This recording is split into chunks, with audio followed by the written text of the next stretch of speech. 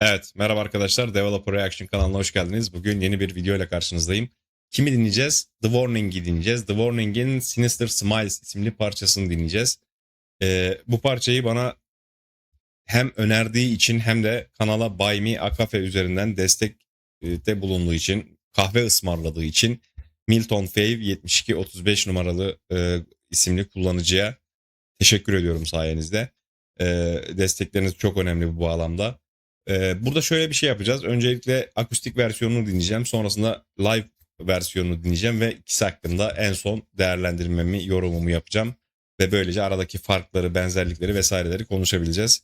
Nasıl ikisinin arasında bir durum var, bunu değerlendirebileceğiz. Çaylar kahveler hazırsa hadi gelin başlayalım bakalım neresi izleyeceğiz.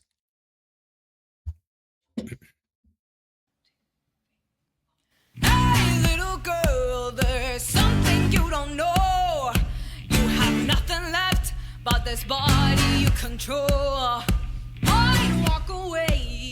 Hepsi söylüyor. I could start sinister smile, shut me up, and they open up their mouths to say, break, break, just break apart. Break, break, just break apart. Hey, little girl, do you feel satisfied? Have you quenched the hunger that was still dormant inside?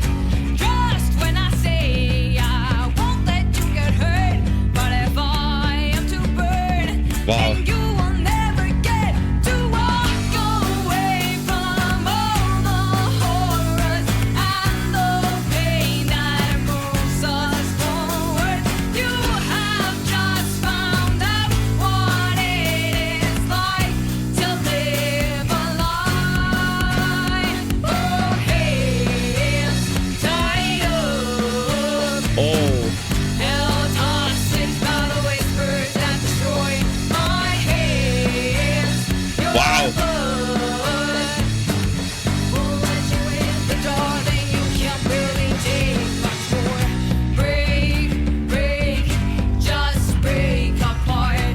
Break, break, just break. You'll never admit. Çok özür dilerim. Buraya başlamadan biraz geri alacağım şimdi. Ee, Şaşırdığım bazı şeyler var. Mesela bu akustik versiyonunda gördüm şimdi. Pau'nun zaten bateri çalarken vokallik yapması bana ekstrem bir şey geliyordu.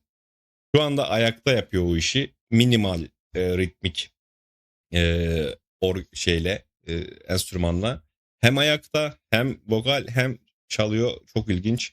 Ve Milton Fave'in yani abonemizin söylediği gibi gerçekten de Alen'in sesi harika hissediliyor. Dediğim gibi yorumlarımı en son yapacağım.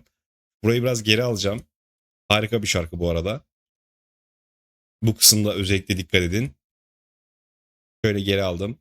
Kusura bakmayın bunun için bu arada.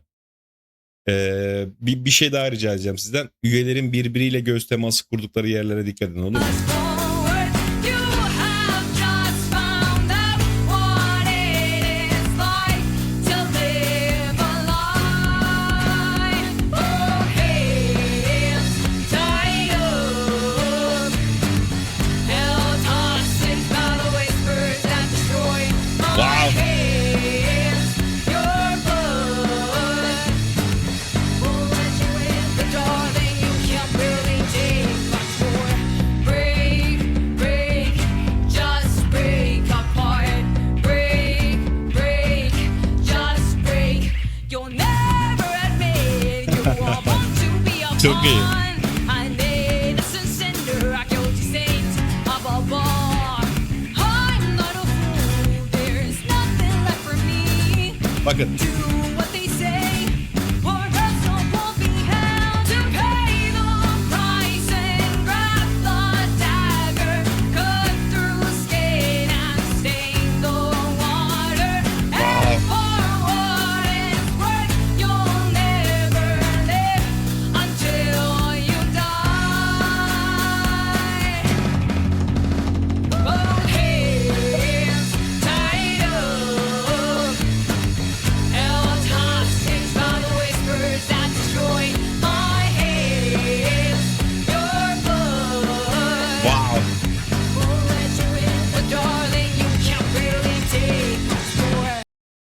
Burası başlamadan özür diliyorum, tekrar geri alacağım. Mükemmel bir atak yaptı orada Paul ve Ali'nin girdiği yere de dikkat edin. Cut through skin and stain the water. And for what it's worth, you'll never live until you die.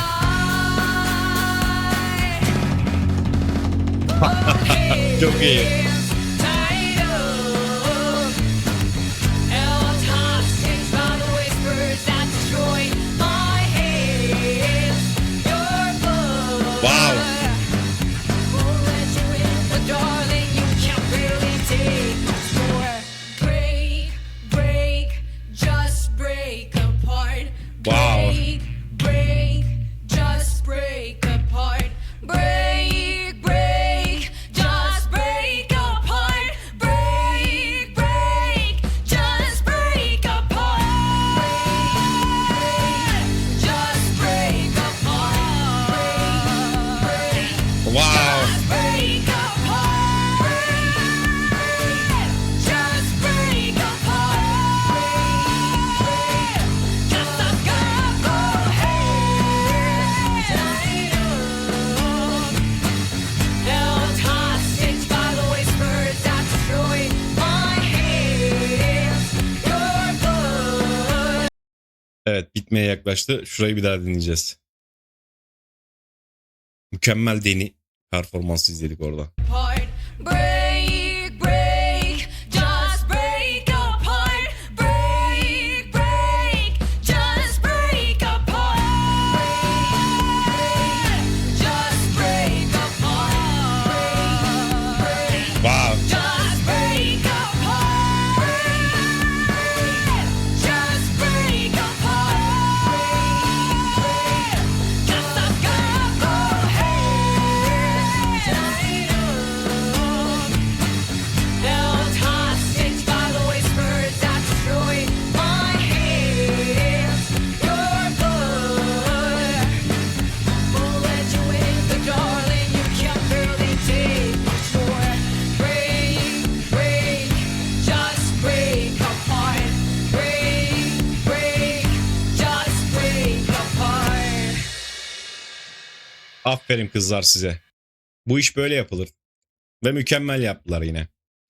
Şimdi live'ını da dinleyeceğiz. Çok fazla detay var burada bu arada. Hepsini konuşacağız. Şimdi live'ını da dinleyelim arkadaşlar. Hey, little girl, there's something you don't know. You have nothing left but this body you control. I walk away, but before Ha, I çok can iyi start sesleri ya. Mr. Smile shut me up, and they opened up their mouths to say, break, break, just break apart. Break, break, Evet, burada just break çok fark var. apart.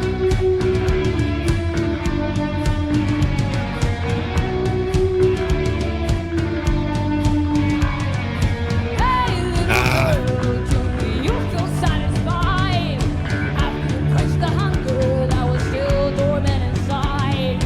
Trust when I say I won't let you get hurt, but if I am to burn, then you will never get to walk away from all the horrors and the pain that moves us forward. You have just found out what it is Wow. like to live a life from here tied up, held hostage by the whispers that destroy my hands. Your blood, but darling, you can't really take much more. Break, break, just break apart. Break, break, just break apart.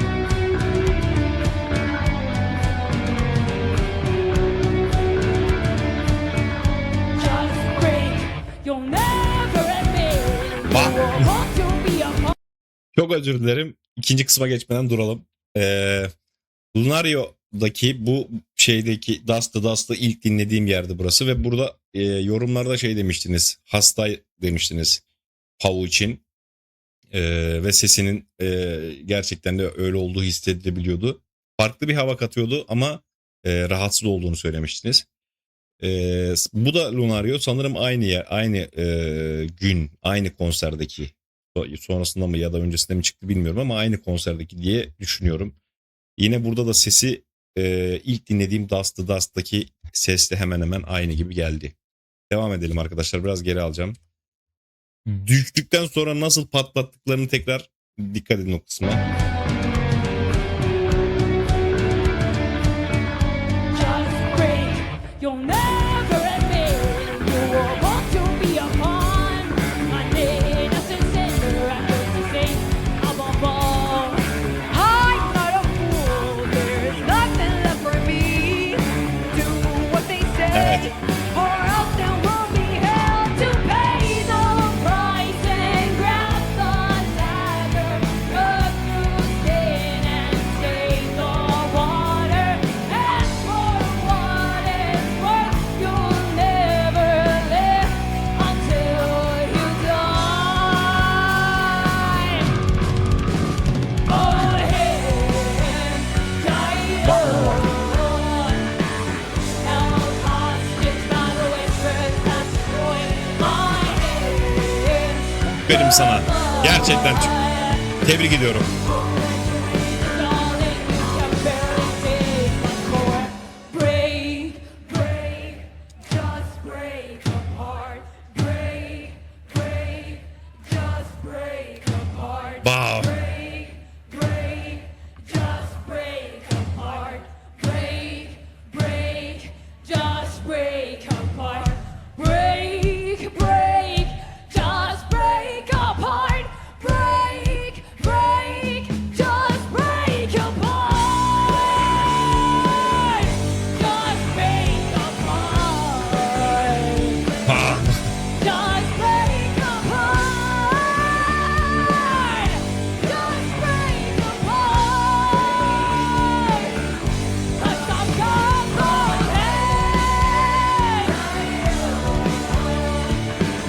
Held hostage by the whispers that destroy my head. Your blood, the darling you can barely take. Just break apart, break, break. I looked on the road. I looked on the road. I looked on the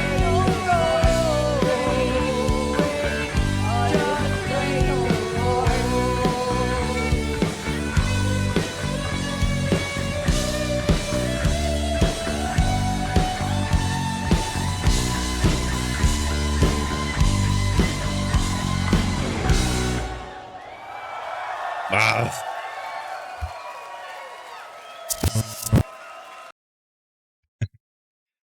Evet. Böyle olduğu zaman daha çok seviyorum. İşte stüdyo performansı canlı, bir akustik canlı.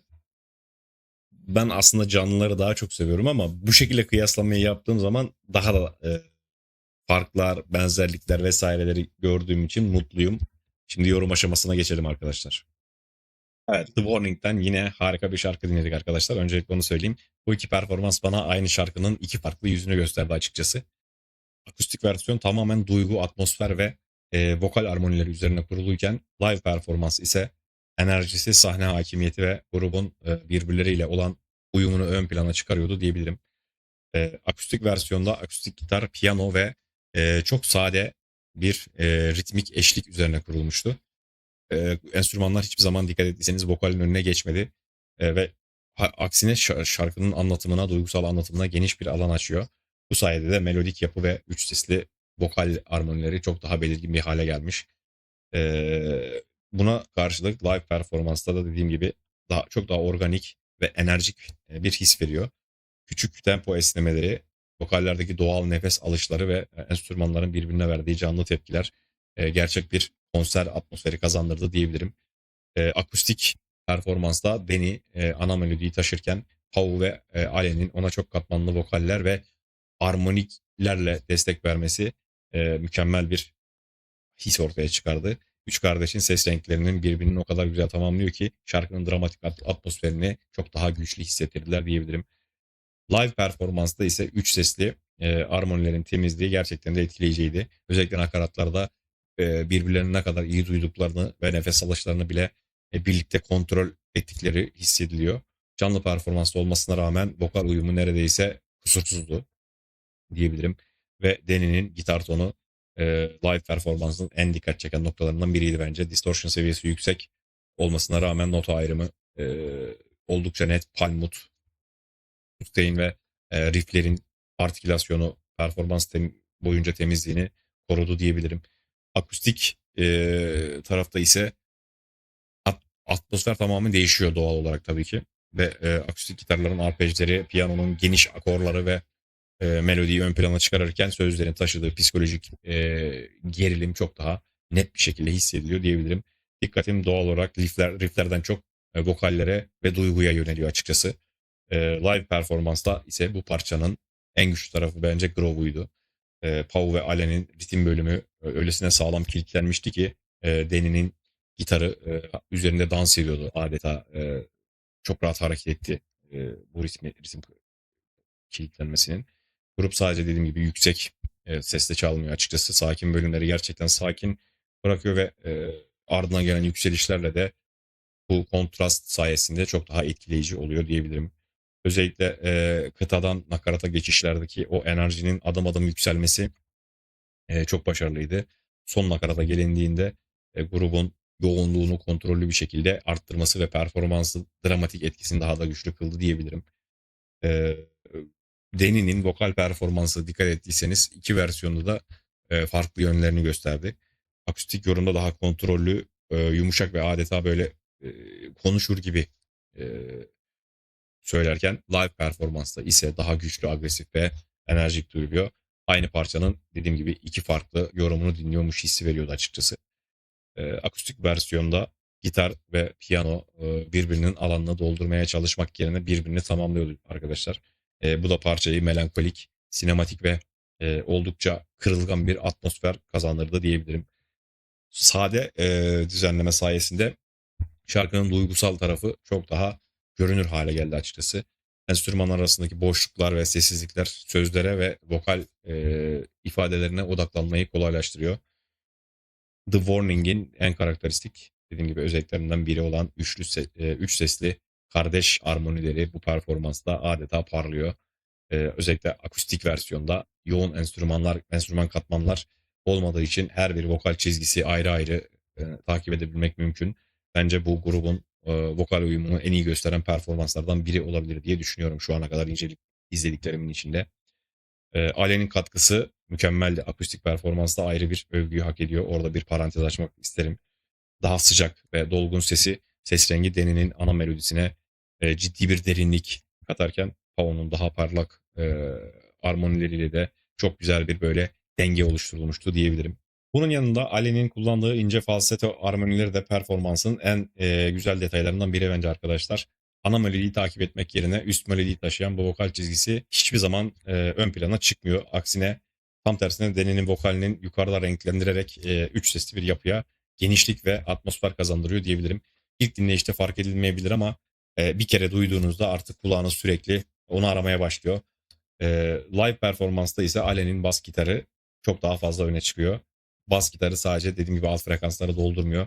Gitar riffleriyle birlikte ilerleyen melodik bir yürüyüşlerle çok rahat bir şekilde duyulabiliyor. Özellikle geçiş bölümlerinde parçaya ciddi bir ağırlık ve groove kazandırıyor diyebilirim. Pau'nun performansı ise gerçekten harika, etkileyici. Neden diyeceksiniz? Ben bunu ilk dinlediğim The Warning videosunda da söyledim. Yani davul çalarken vokal mükemmeldi. Akustik versiyonda ayaktaydı bir de düşünün. Ee, Onun performansını gerçekten çok etkileyici buluyorum Pau'nun. Bu tempoda davul çalarken aynı anda back vokalleri ve armonileri bu kadar temiz söyleyebilmesi ve ana vokal olduğu şarkıyı da dinledik bu arada. Hiç kolay değil arkadaşlar. Ghost note kullanımı, hi-hat kontrolü ve crash vurgularında performansın enerjisini sürekli canlı tutuyor diyebilirim Pau için. The Warning'in en sevdiğim özelliklerinden biri de bu üç kardeşin sahne üzerindeki iletişimi. Özellikle live performansta birbirlerine attıkları kısa bakışlar, geçişlerde kurdukları iletişim ve doğal uyum performansın ne kadar birlikte hissederek çalındığını gösteriyor bize açıkçası. Akustik performansta ise tersine mimikler ve yüz ifadeleri, göz teması daha fazla dikkat çekiyor. Enstrümantal yoğunluk ve azaldığı için bu küçük detaylar çok daha görünür oluyor açıkçası. Ve performansa samimi ve doğal bir his katıyor diyebilirim. Bu arada yanlış gözlemlediysem lütfen düzeltin. Ama bana öyle geliyor ki Danny teknik olarak grubun önde duran ismi olsa da bunu hiçbir zaman ben merkezli hissettirmiyor. Daha çok grubu yönlendiren doğal bir lider gibi duruyor diyebilirim. Live performansta özellikle açılıştaki riff'i, ilk nakarattaki 3 sesli armoniler ve köprü bölümündeki dinamik değişim, son nakarattaki vokal yoğunluğunu ve finaldeki Pao'nun crash vuruşlarıyla Alen'in basının oluşturduğu güçlü kapanış gerçekten etkileyiciydi arkadaşlar. Ve dediğim gibi bir diğer dikkatimi çeken şey ise burada üç kardeşin vokallerinin vokal uyumuna olan katkısı, ses renklerinin birbirine o kadar doğal oturuyor ki bu tını uyumu sonradan oluşturulan birçok vokal grubunda yakalamak neredeyse imkansız. Çok zor gerçekten. Ayrıca canlı performansta dediğim gibi birbirlerini sürekli dinleyerek yaptıkları küçük zamanlama ayarlamaları performansın mekanik değil tamamen canlı hissetmesini sağlıyor diyebilirim.